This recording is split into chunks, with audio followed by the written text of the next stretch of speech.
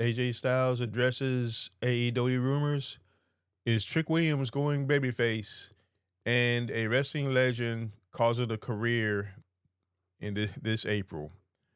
This is Wrestling Artistry News.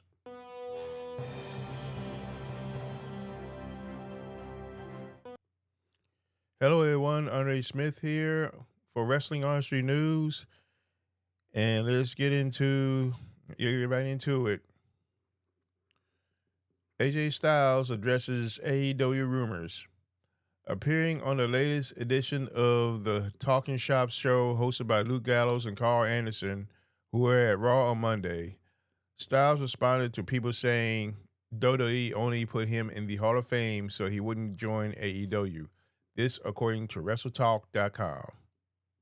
He said, "Let me give you something to talk about. Everybody wants to say WWE put him in the Hall of Fame so he couldn't go to AEW. Guys, I'm retired from wrestling in the ring. That's all this is. I make my own choices. I make my own decisions. I was ready. I said this before, and I think Natty put it in her book, where she talks about staying at the table too long, like you've got to beat the house." I guess that's it. Unless something weird happens, the AJ Styles has called it a career. So there you have it. All right, next up, Trick Williams going babyface in the future.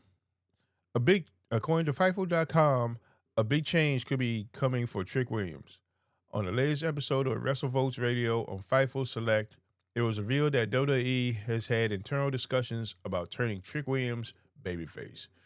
These talks are a result of the crowd reactions that Williams has garnered since arriving to the main roster. Williams has been a heel since May 2025. So we'll see how this goes. He keeps on getting those reactions. They very well could turn him babyface. All right, and final story that I have for you: Jimmy Valiant, the Boogie Woogie Man, to have final match at age 83. WWE Hall of Famer, the Boogie Woogie Man, Jimmy Valiant, will compete in the ring for the last time, officially retiring at the age of 83 this April. Valiant will compete on April the 25th for the NAWA promotion in Lancaster, South Carolina at Beaufort High School. This according to PWInsider. Valiant debuted in 1964 after being trained by Vern Gagne.